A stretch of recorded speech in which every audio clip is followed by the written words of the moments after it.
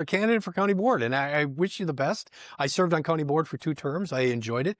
It's really where the state's policy is carried out, and it's a remarkably important board, and I wish you the best. You're watching On the Issues with Chris and Mike, a speakeasy conversation brought to you by CooleyConservatives.com. Sir Mike Hipsch, welcome back to the Speakeasy, my It's friend. good to be back. It's always good to be at the Speakeasy, Chris. Thanks for having me back again. You bet. Well, and here we are, another episode of On the Issues with Chris and Mike. Wish we had some. It's just so boring right now. It's just so boring. We were just talking about the snowfall outside. So slow. When we could talk a little bit about whether my friends in the Milwaukee area, actually probably some of them might be listening. Okay. They got about 10 inches. We got about half that over here on our side of the state. About that. Still, it's nice to have we had a white Thanksgiving. With this amount of snow, we might have white Christmas. Right I on. don't always get that. So Well, and now we have something for all of our Christmas lights to glow off of, and it just makes it lovely in the neighborhood. It does. Well, and hopefully we're still saying that about 3 a.m. on Thursday morning, about 36 hours from now when it's 7 below. But that's Right. it's the irony. It's the horrible irony of winter in Wisconsin. If it's a bright sunny day, it's as cold as it can get. So Right it can on. be chilly. It's gonna be chilly. And you know what? That's interesting too, because that came up in a conversation today or yesterday, but like the idea of, would you rather have it raining or hot and 95 degrees? Oh, for me, it's hot and 95 every time. Yeah. Oh, always. Yeah. I can't decide. Oh, okay. I hate the heat. I hate the heat. My wife hates the heat too. My sons aren't big heat fans. I'm heat miser, definitely. Yeah. I'm in between. I can't decide. Yeah. That's why I'm in Wisconsin. We have 4 seasons. We get a balance. We do, absolutely. And about January 2nd, I'm always wondering how I can get out of here until about April 30th. Take the jobs in Arizona. There you go. Go client shopping over there. Go down there, right. Do what I can. Nicely done. Right. Well, I mean, the first issue that we were just kind of talking about that I wanted to bring up for sure is the passing of former Sheriff Steve Helgeson, and sincerest prayers to the family. That was a surprise to me. Yeah, me too. And it certainly wasn't planned. It came out of an operation that did not end the way we'd hoped, of course. Yeah. And Steve, I remember very well. I would call him kind of the quiet sheriff. He was just a steady hand. It was one of those where you knew you had confidence in the person that was in the job. We can't always say that about the people who are out there. But Steve was certainly one of those people, and had given years of service to the department, was well known in the community, just a really stand-up guy, and he will be sorely missed, no doubt. Well, and I recall, I think it was in the Facebook from the county sheriff's office where they talked about the things that he had done in the jail, right, to really improve the system there. Yep. I remember some of those days back before he helped reform a lot of that stuff. It was pretty nasty in the jail, and he helped turn it around very quickly. Yes, he did. No, and it showed you what a strong, steady hand can do. And whenever people say it doesn't really matter who you vote for, that's just not true. I mean, guys like Steve Helgeson prove that you can vote for somebody who's competent, who brings tremendous quality and a good measure of what needs to be done, and he just a gets huge it done. heart too. Absolutely. Yep. Terrific guy. Well, and like I said, I wanted to make sure that we brought that up at the top, just because the family is definitely in our prayers. Definitely, and strong condolences going out to the entire family. We appreciated Steve and his service he gave to this community, and he will be missed. Yeah, definitely. Yep. All right, so I wouldn't call it a happier topic, but at the national level, there's quite a bit of controversy going on with regard to these senators and congressmen. I don't know. Was it all senators who did that video? Some congressmen too. Yeah. I mean, basically they are trying to get our military personnel to commit insubordination. Right. Yep. Let's talk a little bit about that. At its most tepid level, that's what they're asking for. Right. I mean, people have talked about sedition and treason and all these other type of things, but at its basic, they're saying, well, first of all, what they will say is they're simply reiterating what's already law, that, you never have to follow any legal order. Okay. Well, as these congressmen and senators have been pressed in the talk shows, it's like, all right, well, what illegal order has been given? oh, well, we don't really know any. We just want to make sure they know. I mean, Right. it's absolutely ridiculous. And it just continues to try to undermine not necessarily the president, because we all know how they feel about Trump. Right. They sincerely want the demise or the diminishment of the United States of America so that they can somehow blame that on President Trump. That is, I can't stomach that from either party. You know, Right. I didn't, there were few when President Obama was in place. I was not a fan of President Obama. I think he was kind of the instigator of much of the worries and problems we have today. But in the same sense, he was the president of the United States. Exactly. And I had respect for that and respect for that office and respect for the voters who put him in. The complete disregard that the Democratic congressmen and senators have for just the rule of elections, the rule of law, for all those type of things. I mean, essentially what they're saying is that we want to make sure that every one of our troops, before they pull a trigger, before they take any step, are going to contemplate this and determine whether or not it's a legal order that they're being given. Yeah.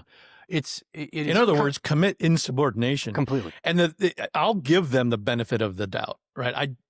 I know some people are out there saying, well, they obviously hate America because they're doing this.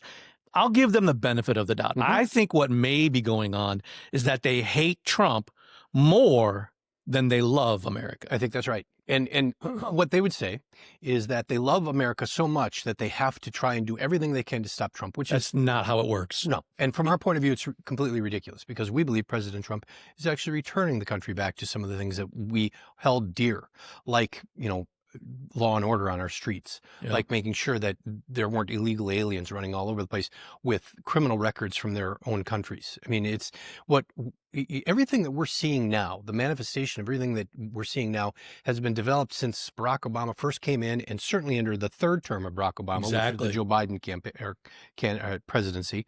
But the onslaught of millions of illegal aliens, the economic policies, all of the things that they did, we're now seeing the fruit of. And unfortunately, President Trump is having to correct all of those things. And it's painful. He's working hard to do it. And in some instances, he's doing it. We're seeing gas prices come back down, which are always a leading indicator of everybody, all other economic woes that we have. If gas prices go down, transportation is reduced, getting products to market is reduced. So things will move along. That's right. But I am reminded, I mean, not to shift off of what we've seen, what we're talking about with the I guess the sedition that is being encouraged by our congressmen. I mean, we're kind of living again in 1981 and 1982. President Reagan, when he was elected in 1980, came into office in early 81 with interest rates that were in the 17 and 18% range. Right. We had unemployment that was through the roof. President Carter had given President Reagan a disaster, an absolute disaster. And by the 81-82 elections, when President Reagan was trying to do trickle down economics and all these other types of things, the people were upset. I mean, it wasn't working. Things were not turning around as quickly as they'd hoped. And, the 82 midterms weren't great for us. Right. By 1984, it was morning in America again. Because those policies and the fact that we had somebody the strength of President Reagan and now President Trump stuck with those policies and didn't walk away from them and knew that they would work. I know that what President Trump is trying to do is going to work, not only in the economic aspect of it, but also in foreign relations and... by all means, yes. Yeah, all those other things. Look at how peace is breaking out all over the world right now. If we can just get that Ukraine deal, right, that would be icing on top of the cake. Absolutely. It would help. I mean, it would help significantly. But I go back to, I hate to keep pulling back previous elections, but I go back to George Stephanopoulos in 1992. It's the economy, stupid. Right now, the economy needs to improve. We need to see some improvement because, and again, we'll maybe talk about this a little bit later, but there's a very important congressional race in Tennessee right now. I mean, it's, we got the Republican Matt Van Epps going against Afton Ben, the what they're calling, she's the AOC of Tennessee. She's just as far out as they can. And nobody gave her a chance until a month ago, when all of a sudden the Democrats did so well in New York and New Jersey and everything like that. Is she the one that has been saying she hates Nashville? Yes. Yep. She's running to represent Nashville, right, and she hates it. Right. Well, in the same sense, Michelle Obama said she was never proud of the United States. So, I mean, it's stunning what the Democrats will vote for. But that being said, you go back to, I think it was Rush Limbaugh, and he certainly wasn't the first one who said it, but in a nation of children, Santa Claus is king. And certainly, I mean, that's the definition of socialism. It's where we are. Yeah, it's exactly where we're at. In New York, that's exactly where we're at. You know, it's the city of children, and they think that Santa Claus has come to deliver everything for them and have no concept. But you go back to the fact that for the last generation, these children, these people who are now in their 20s and early 30s, have been taught in their universities and whatever that socialism is wonderful. Yeah. That you know, the only problem and the only reason socialism didn't work anywhere else ever is because we never tried it. You know, we're the ones who need to do it. I mean, it's absolutely ridiculous. Well, and it is interesting too, because Mark Levin wrote that really good book about American Marxism. Yes. And kind of the flavor of how the Democrats have been introducing it into the United States. The professors are teaching it. I remember I actually just had this conversation with somebody. I was in college in the 90s, and I remember them trying to indoctrinate me. And I'll never forget, like, as a history student, they were trying to push me to study the Communist Manifesto. And I kept saying, well, where is the study of the Declaration of Independence? Yeah. Well, we don't have one of those.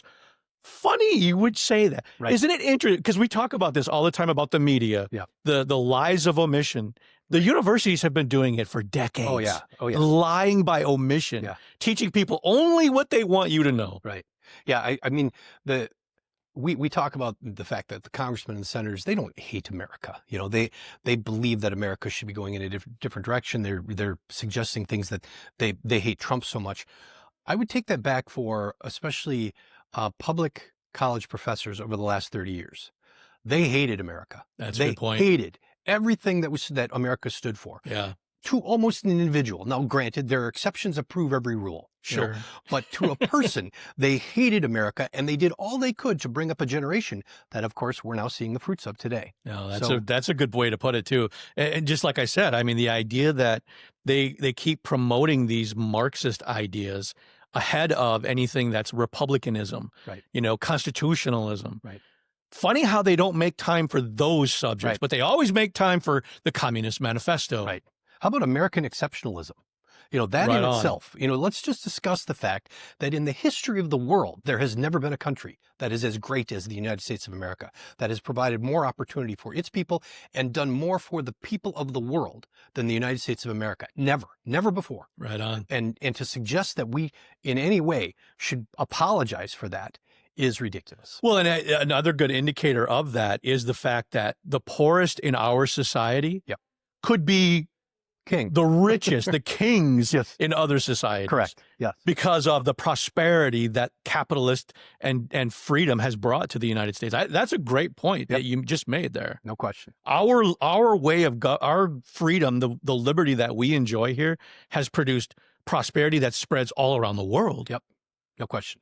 The Pax Americana, the peace that America has brought, simply by being the strongest nation in the world and not allowing for a number of these just invasions and all these type of things. I think Trump was absolutely right. Had he been president, Russia would have never invaded. You know, that would have been diffused long before that. Yeah. You know, so it's those type of things. When the challenge we have, and I've said it many times, is we get the government we deserve. And unfortunately, New York City is about to get the government they deserve. Yeah, they asked for it. They're going to get it. And we certainly have gotten the government that we deserve right now in President Trump. And I continue to wish him the strongest and the best. Yeah. Yeah, right on. Well, and I think it makes me think about a not such a smooth segue, but a segue nonetheless. Right. When I was talking about going to when I was in university in the 90s, it was the University of Minnesota in Minneapolis. Yep. And I just remember them trying to teach me that. And now I hear some of the things that they're trying to spread around of white supremacy and how basically all of white society should be like blamed for everything that's going on. Right. And it goes nicely into this next topic.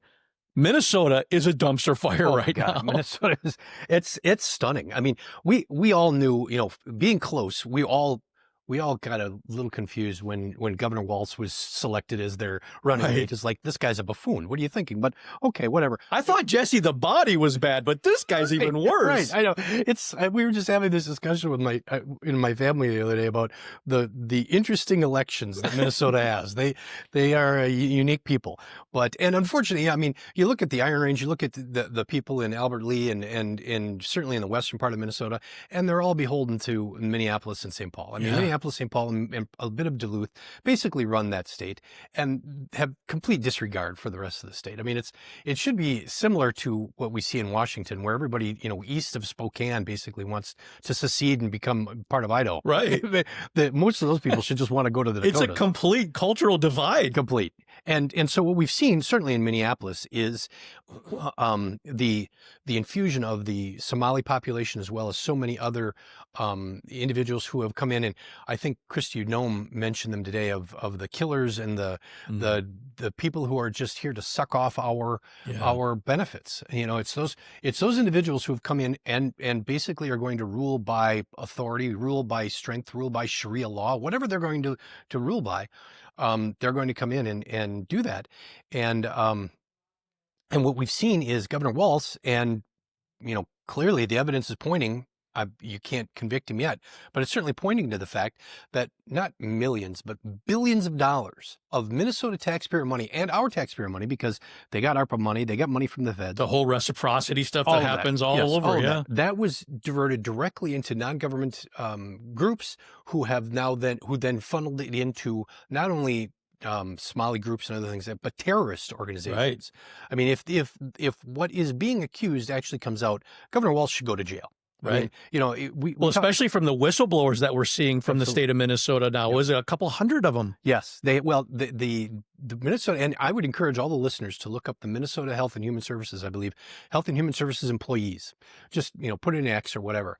The information that they've given, and they've gone out and said, we've been warning people for a long time of the fraud that's been going on here. And I've certainly heard about it for better than a year, of the fraud that's been happening in Minnesota, and how it's not just that there is no desire to track down the fraud. There is an open pocketbook for anybody who wants to come into Minneapolis. And it's really stunning to see what has happened there, and the whistleblowers that are coming out now in other agencies as well. I mean, this is the tip of the iceberg. Yeah. Well, and if there's evidence there too, it sounds like there may be that there's evidence that the governor in Minnesota was even retaliating. Yes, against those whistleblowers. Those employees. Yep, that is a felony, I believe. I don't know if it is or not, but it should be. I'm almost positive I heard somewhere that because let's flip the script. What if it was a Republican governor doing that? Right. They would hang him from the lamppost. You bet. No question about it. But because he's a Democrat, well, let's just give him a slap on the wrist. Right. I'm not even sure he's getting that yet. Good point. It's stunning. And then, you pile on top of that, just this week, there's a court case that happened in Minnesota, a fraud case where they convicted a Somali couple of over $1 million in fraud. I mean, the government came out, the jury came in. It was a knockdown decision. It didn't take long at all, a couple of hours, and they came in, convicted them both on by a jury trial, convicted them both, and the judge overturned it. The judge said, "No, I'm throwing it out. There's not enough there. The state didn't make its case." I'm like, okay, who are you getting paid from? Right. I mean, now, we've certainly talked about the political corruption of judges, where, as I've talked about this, I doubt that I coined the phrase, but I'm certainly going with it. The political corruption of a judge is a judge who is willing to use their personal views and their personal political bent to determine what's going to happen in a particular case. Right. Regardless of the law, regardless of how it's written. They just want a certain outcome. Exactly. That's all they're looking for. And I go back to the phrase that I've repeated here as well. When Republicans go to the bench, they become a judge. When a Democrat goes to the bench, they stay Democrats. And that's exactly what we're seeing in this particular instance. And it's, hopefully going to continue to get more attention. But now the Transportation Secretary, our good Wisconsin buddy, Secretary Duffy, has come out and said, "Oh, now there's more fraud in transportation," and basically, I didn't hear about that part. It was yesterday, and said that there's fraud in the transportation money. You're going to lose $300 million if you don't correct the. Basically, what it was there are several CDLs, they're commercial driver's licenses, that have been issued that were completely fraudulent. and intentionally and knowingly. So Secretary Duffy came out and said, you don't do something about this, you're going to lose federal money. I mean, what we will see, what we will continue to hear, and what the media right now is focused on is whether or not we blew up the drug runners in the Caribbean. Oh, yeah. I mean, it's like, and the second missile that went in. It's like, are you kidding me? Last time I checked, all of the military are trained to double tap any enemy. You want to make sure they're gone. It's we got him, we wounded him. Okay, he might shoot back. No, you double tap him and you take him out. Yeah. And this whole idea that they're taking simple fishermen. Oh, really? With big barrels of big blue barrels, really? That's fascinating. Yeah. I have to be honest, I wasn't really following that story very much. Right. But it is amazing to me that people get up in arms about that. But like you had just mentioned very well, billions of dollars in fraud. Right. And they're willing to just sweep it all under the carpet. Yep. Yeah, absolutely. It's fascinating. Yeah.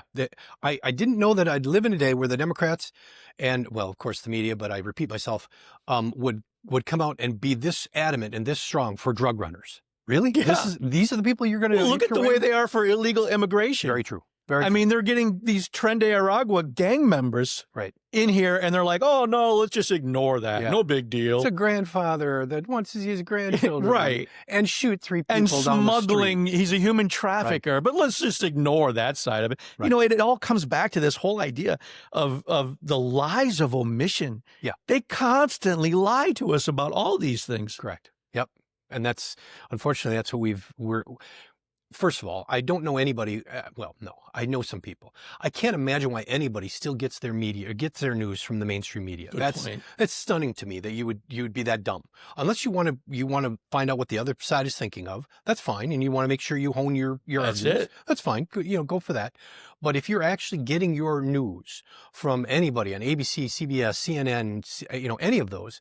If you're still calling it news. Yeah, right. You're just poisoning your mind. And that you need to walk away from that quickly. Yeah, no, that is a great point. Well, and every week on the podcast, the weekly recap that I do over the weekend, every single week there is an example or 2 or 5 or 10, and I usually pick just the best ones, but it is so obvious that they are lying to us. These lies of omission, and the way I always put it over and over again, they only give us a small sliver of the truth. Right. And then they hide the other 99% that we would need in order to make an informed decision. Correct. But they don't want us to know the full truth because it makes their buddies in the Democrat Party look bad. Correct. Well, and their worldview.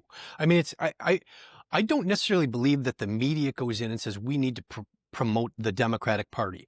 They go in with their worldview. They want to make sure that and it's very liberal. It's what the Democrats have now embraced. So they're promoting their worldview, Correct. Which happens to be the same as the Democrats. Well, I think one follows the next. The Democrats realize that, well, this is now the worldview of the media. I'm going to go with that. Good point. The Democratic Party that we see today, that's being run by AOC and possibly this AOC in Tennessee and Mamdani and all of the others that we're seeing, that is not the Democratic Party that we knew even 10 years ago.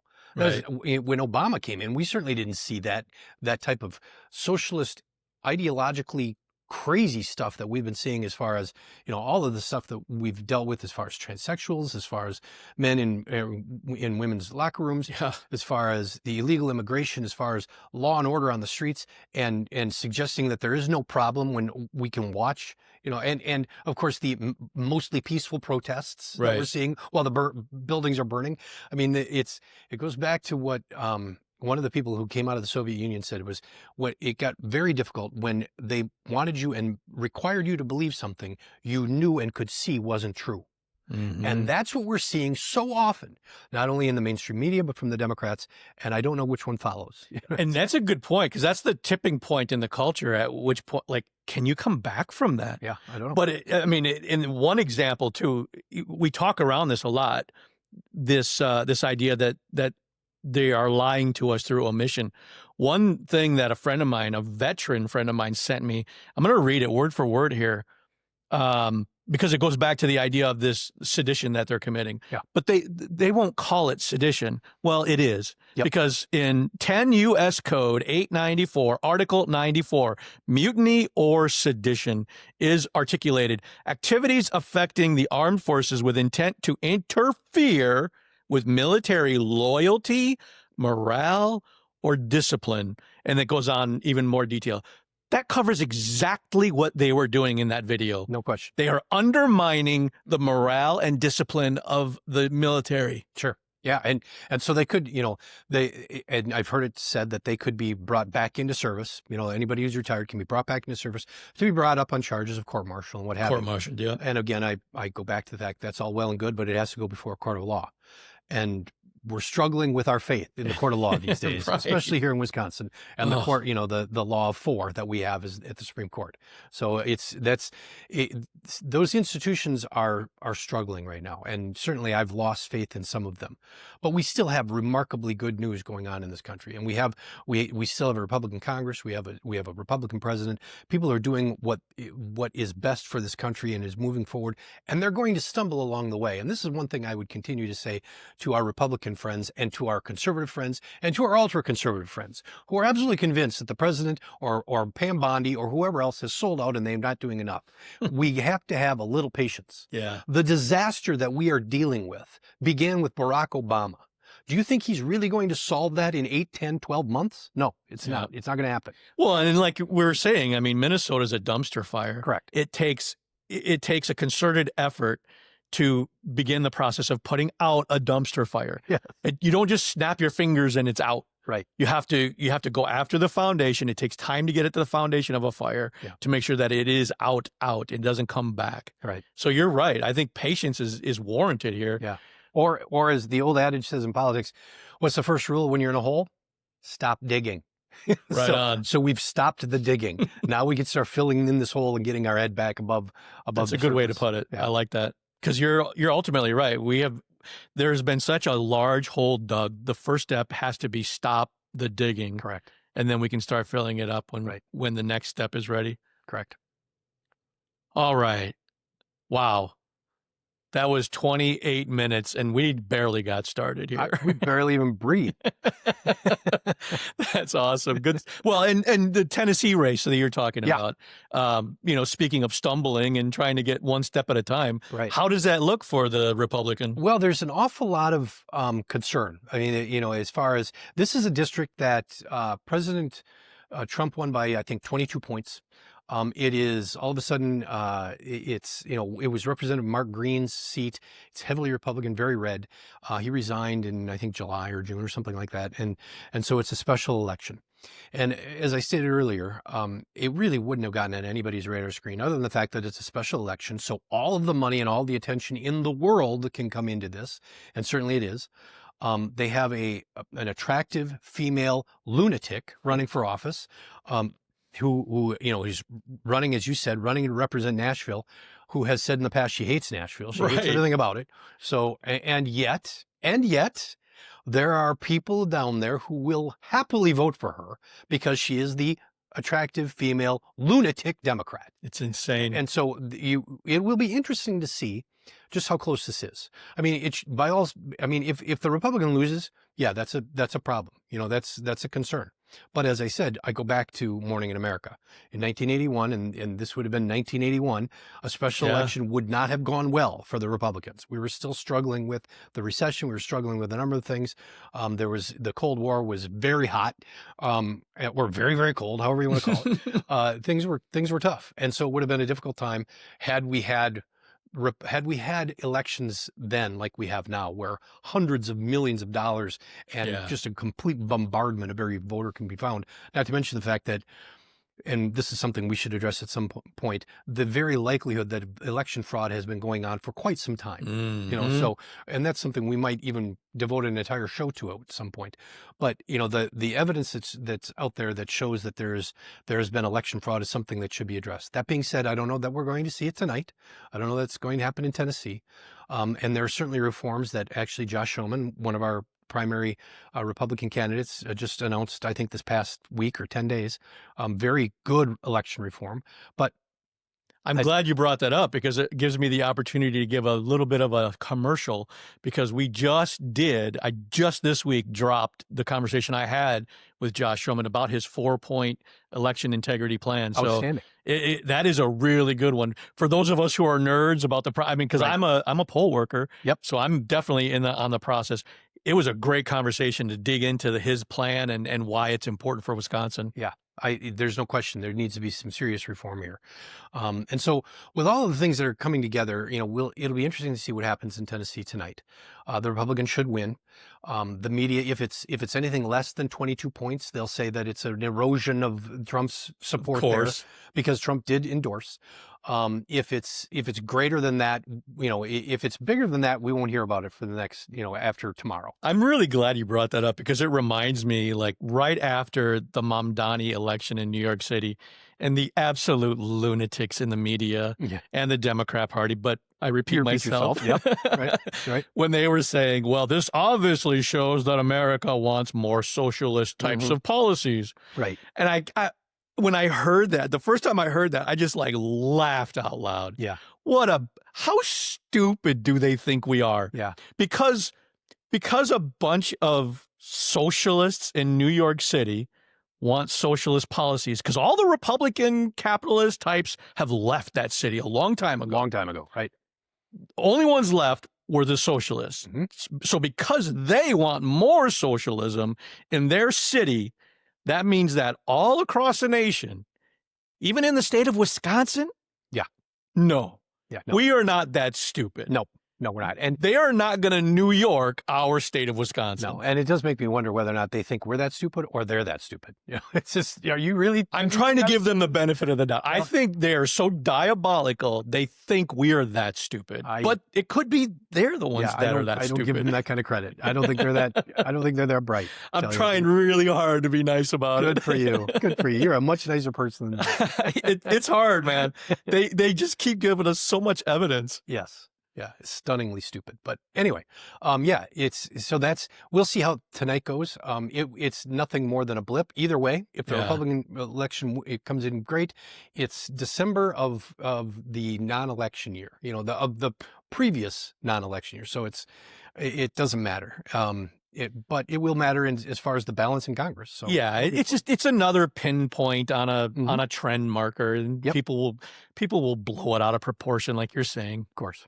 Yep. It is interesting, though. Well, and speaking of blowing it out of proportion, I just learned today, it was probably just announced today, that Mandela Barnes is now in for governor. He's going to run for governor. What is it, 11 or 12 of them now in the Democrat side? Something like that. There's quite a few. And they run the gamut. I mean, it's interesting. They have what we would have called traditional, I guess, moderate. Boy, I'm not even sure there is such a thing as a moderate Democrat anymore. They're hiding, I think, if there are. They're very if they scared. exist, they're in hiding. Yeah. So the Milwaukee County Executive, David Crowley, is probably a little more of a pragmatic, I guess. He and by that I mean he would certainly understand when he needed to take and embrace some of the lunatic left stuff. He would understand that and would embrace it when he needed to with that particular audience. But for the most part, he's more pragmatic as far as how business works, how government should work, all those type of things. So you run that gamut all the way to what's it, Francesca Hong or something like that. Hong. Absolute lunatic. I mean, it's just, it's stunning to see the craziness that some people have, and certainly the Trump derangement and all the other things that we talked about in months past. But they run the gamut, and I think right now it's probably Mandela Barnes's to lose. Yeah, I mean, that's the way Associated Press brought it up too. If I'm looking at this, blah blah blah.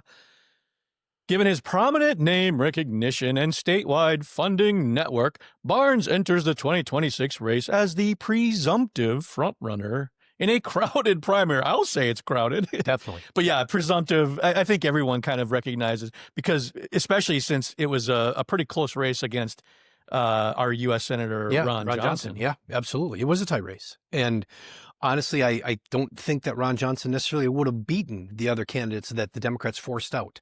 It wasn't a great time for Republicans. So I never thought about that. That's a good point. I'm not sure. The Democrats forced them out, 2 weeks out before the primary. Mandela Barnes came in and he got beat. Well, there were some really weird behind the scenes kind of deals going on or something too. No doubt. If I remember right. Yep. Absolutely. But it's par for the course in the Democratic side. You want to look about weird behind the scenes deals. Let's look at Biden and Kamala Harris. How did that happen? But was Biden even president? I mean, now we're hearing so many things about this auto pen situation, and it's maddening. It is. But again, had Republicans done that, we'd have been investigated for years. But regardless, they'd be in solitary confinement by now. Indeed.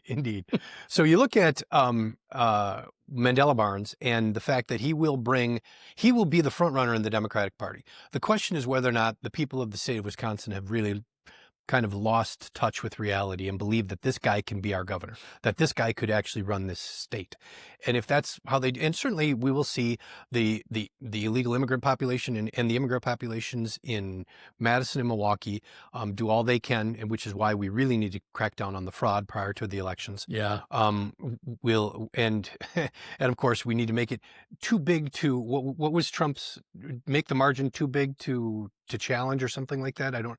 Within the margin of fraud. Yeah, right. You have to win within the margin of fraud. Right. Yeah, we got to win beyond that because anything goes to the Supreme Court, we're going to lose. I mean, it's just it's not even like you're saying. I mean, it's not about the margin of error anymore. No. It's how much fraud can the other side get away with, and we have to make sure that our turnout is robust. Yes, indeed. I mean, that we're going to have to win this bigger than the Supreme Court can overturn.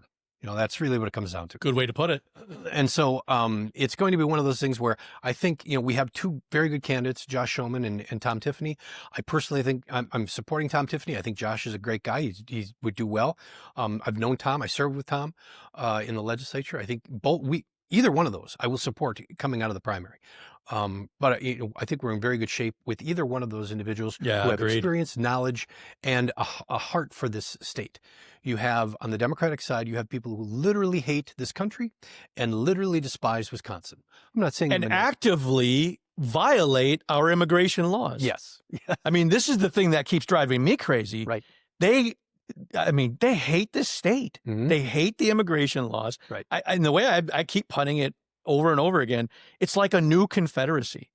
They're going back to their roots in the Democrat Party. Mm-hmm. That it was the Civil War that they started because they refused to follow the laws to free the slaves. They refused to follow those laws. And here we are again. They're refusing to follow federal laws. Yeah. This time it happens to be immigration laws. Yeah. They just refuse to follow the law. Right. Well, I mean, that's the choice we're going to have. And it's going to be interesting to see. I know the Democratic leadership is cringing a bit with Mandela Barnes. They're concerned. They and we saw it in articles even in the New York Times where they're saying he's kind of our Kamala Harris. And he is. I mean, word salad. I mean, the guy is not terribly bright. Right. It is what it is. You don't have to be terribly bright to be elected to Democrat, but it's one of those things where he will be somewhat their Kamala Harris. But in the end, it won't matter. I mean, we've seen time and time again that the Democrats vote the party, we vote the person. Yeah. We're like, if we feel good about this individual, if we think if this is a good person, then we'll vote for him. We might, if we don't, we might just not vote. It's pretty rare that we're going to jump over and vote for Mandela Barnes. Right. We might just stay home and say, you know what, he's not perfect. It's not pure. It's not exactly what I'm looking for. It's not, he's just short on this particular issue or that one or whatever, anything like that. And when you get that, you get Governor Mandela Barnes. And if you are a Republican and think that we can do better or we should send a message that, Tom Tiffany or Josh Schoeman or whoever just wasn't quite up to snuff, then you're an idiot. Yeah. And I really don't want to have a discussion with you because you need to figure it out. Well, and I don't know, maybe it's not another smooth segue, but it is a segue nonetheless into local elections. Yeah. Because I agree with you 100% that this always comes out to turnout. Always. We have to get people to turn out. And to your point, if people are staying on their couches, because it just doesn't meet their purity test, Right. we're done as a country. Totally. We're done as a country because people sitting on their couches gets us nowhere. Right. So how do we get people to turn out? Especially in a spring election that I happen to be very, you're a candidate enthused about. Yes, you're a candidate for county board, and I wish you the best. I served on county board for 2 terms. I enjoyed it. It's really where the state's policy is carried out, and it's a remarkably important board. And I wish you the best. I'm trying to remember who you're running against. Oh, that's right, Steve Doyle, who has been on the ballot since the 1980s. Since the 1980s, yes. I think it's time for him to take a break. Maybe so. Maybe so. I mean, I think he was first on the ballot in 1982 when I graduated from high school. And I don't know if people can see it, but I've got a little gray hair now. So, so it might be time for, him to just ride off into the sunset. But that being said, I think it's tremendously important, not only for people like you to run, but for those who look at what's going on in this country and say, things really do need to change. We need stronger voices here, there, or whatever.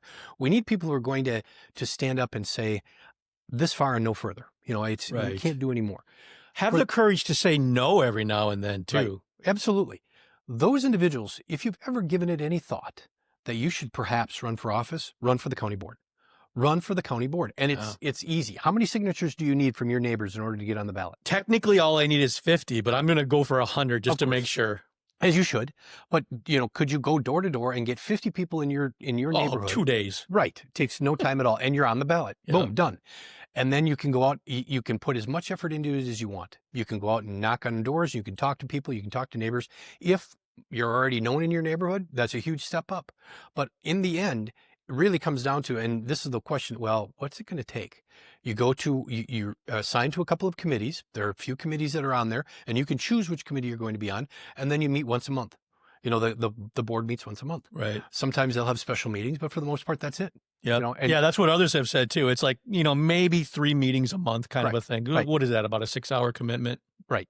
Yeah. I mean, you're going to, maybe a little more. I mean, maybe let's just be fair to them. Let's say you're going to put in 10 hours a month into being county board rep, and you're going to, want to talk to folks in your neighborhood. You're going to have some due diligence before you get to the meetings, that kind of stuff. Yeah, that kind of stuff. But for the most part, it's not like we're voting on whether or not we're going to outlaw the flag. That's not what happens at the county board. These aren't big policy issues. Well, this county board, they might go that crazy. That's true. I mean, which is why we need to get people in there that are balanced. Very true. Very true. I mean, the days of their crazy referendums hopefully are over.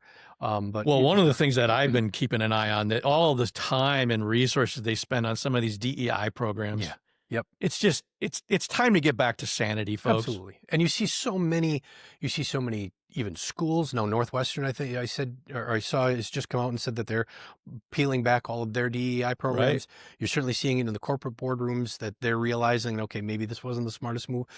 Anybody who's a fiduciary who actually is responsible for the financial well-being of a company to stakeholders and to shareholders, they are realizing that, okay, I better probably straighten up and figure out that this DEI stuff was a cute experiment that didn't really work. And it's very polite calling it a cute experiment. Right. Well, and the only place we'll continue to see it is at the universities. So that's right. Go ahead and knock yourself out. Yeah, they keep fighting. Is it in Madison? They said the legislature told them to get rid of their DEI program, so all they did was rename it. They renamed it. Right. Yeah. Well, clever. Wow. We'd have never caught that. Yeah. Wow. Yeah, good. That's a good point. Right. You guys must stupid. Do they think we are? Must have PhDs. I'd have never figured that out. That's right. So anyway, but again, let me encourage people to follow the example that Chris Mueller is setting. Go out and put your name on the ballot. It's the individual who's in the arena. Teddy Roosevelt talked about that. It's the person who's in the arena, not the critic, not the person who can sit on the couch and say this person or that person isn't doing enough. If you're that person and you have not run for office, then you have no leg to stand on. Yeah. Go out and put your money where your mouth is, and simply, it's a 2-year term. If after 2 years you're like, yeah, this was not for me, fine. I get it. I understand. Right. But to be a part of the American experiment, of the experiment of democracy, where your neighbors get to select the individual that's going to be their voice at their government board, that's a remarkable responsibility, a remarkable opportunity. And I had the privilege of doing it for 17, 18 years. I'm glad you brought that up, because for many, many years, we've known each other since 2000, 2001, something like that. Right.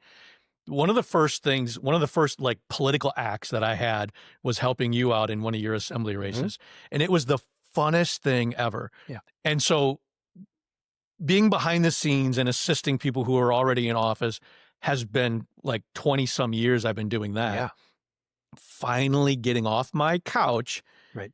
and putting my name on a ballot, I did not realize how incredibly fun it's just hard to put into words. It is so rewarding to go door to door and talk to neighbors and find out what's on their minds. Really get an understanding of what they're dealing with on a day-to-day basis and how we might be able to work together and get something solved for them at the county level. That is so cool. And you make a great point. It's so easy. You just get a few signatures. Well, first you go to the clerk's office and sign the paperwork. Yes, I want to be a candidate. Right. Basically stuff like that. But then you get the signatures. Can you get those things? You can get it all online too. Yeah, that's actually a good point. Right. If anybody wants to get a hold of me, I'll walk them through the process. Email Chris. Send me a note. DM me on Facebook. There you go. It is so easy. Yeah. But the rewarding aspect of it is once your name is on that, now you go door to door and you talk to people. It's super simple. Yeah. And like you're saying, the rewarding part of it is that you're actually making something better. Right. And nothing is going to change if nothing changes. Correct. So getting off my couch was the first step for me a couple of years ago. And here I am doing it again. Hopefully it'll turn out better this time. I'm sure it will. But I was only 145 votes short last time. So I feel like we can go find prepared to go. Right. We can go get those. Yeah. No, I agree with you. I think it's a super simple process. We need more names on these ballots. Yeah. The best thing is it will bring you a perspective and an appreciation of just exactly what the founding fathers had in mind, of what a remarkable experiment the American system is and has been and continues to be. You can be a part of that for history. It's an incredibly humbling and exciting opportunity, and I encourage everybody who has ever thought about it. The last thing, I used to recruit candidates when I was in the legislature. I said, the last thing you want to do is have that regret that, gee, I wish I'd have tried that one time. I thought about it for so long, and I never really pulled the trigger on it. I wonder if people are afraid that they might actually like it. Well, I think some people are afraid they might actually win. That's a good point. I've thought about that. Right. Like right now, for example, to sort of getting myself acclimated to what the job would be like. Yeah. I'll go log into the Zoom meetings that they have at the county boards all the time. Log into the Zoom meetings for the full board. Log into the committees, that kind of stuff. I haven't actually gone. There's a couple of I've attended. Yeah. Very few that I've gone in person.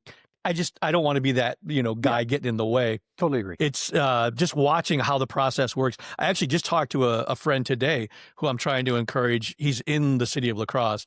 So it would be a big uphill battle because he has our kind of approach to government. Mm-hmm. But I think the idea of encouraging him that if nothing changes, nothing's going to change. Correct. Yep. We've got to make the change. Right. Speaking of change, and this might be I don't know how long we've gone, but this might be one of the last topics. Okay. We've got a big Let's wrap with this one then. All right. We've got a big change that's being considered in French Island, town of Campbell.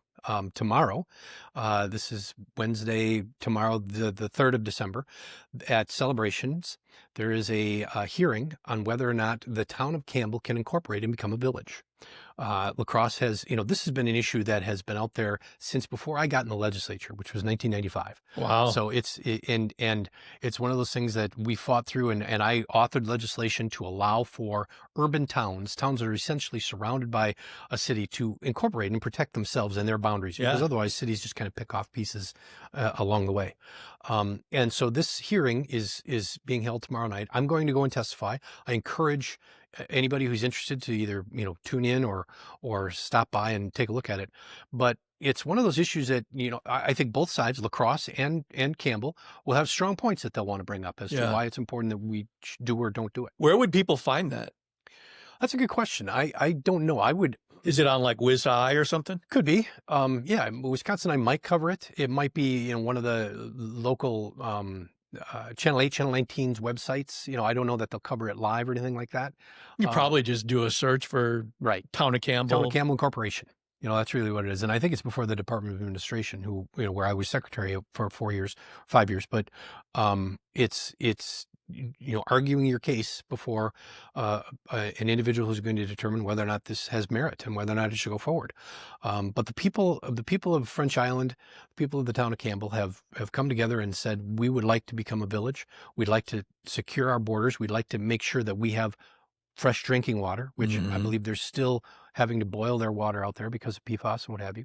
Sounds like they have some new well ideas, but I do. Yeah. To your point, I mean, if they're incorporated, they have a lot more control over it. Absolutely. So that's one of those local issues that, for the most part, nobody really thinks about and talks about. You're always talking about whether or not President Trump should be doing this or Congress should be doing that. Well, all politics is local, all government is local. And the government that's closest to the people is the most important. Yeah. So it's those type of things that county board members, town board members in Campbell, city council members in La Crosse, they're all involved in this particular decision, and it's why people should be involved. Right on. Well said. Anything else before I hit the stop button? We're probably not getting together before Christmas. So. Oh, that's a good point. Yeah. So Merry Christmas to you and your family. Merry Christmas. And to all the listeners. I hope we have a white Christmas. I hope it's happy. Well, we got a white Thanksgiving, so that was fun. That was rare. I hope everyone's happy, healthy, and Santa's good to everyone. Thanks for bringing that up. Yeah, that's a great point. Merry Christmas. This will air next week, so Sure. It'll be just in time for everybody to hear that. Merry Christmas. Good. Yeah. Should we sing a carol quick? No, let's not do that. Okay. We want to keep listeners. That's right. That's right. It's funny you bring that up because I've been practicing guitar just for fun for, I don't know, a couple of years now. Okay. And Mitchell heard me the other day and he said, well, Dad, you've graduated from suck to bad. All right. So now I'm only bad at the guitar, which is awesome. Which is fun. Maybe someday I'll get maybe you'll get to tolerable level. At some point. Yeah, maybe I'll be tolerable. Yeah, I've never thought about tolerable. I thought maybe fair, but yeah, tolerable is probably the next one. Let's not. Don't shoot too high. No. I gotta humble myself. Right. Yeah. Good stuff, man. Thanks again. You bet, Chris. Hi, thanks for checking out this episode. If you like this content, then please visit cooleyconservatives.com and click the Buy Me a Coffee option to leave us a tip. And don't forget to follow us on Facebook, Twitter, and Truth Social. Oh, and you can get our content in your email inbox once a week by subscribing at cooleyconservatives.com. Thanks again. Take care and God bless. I want you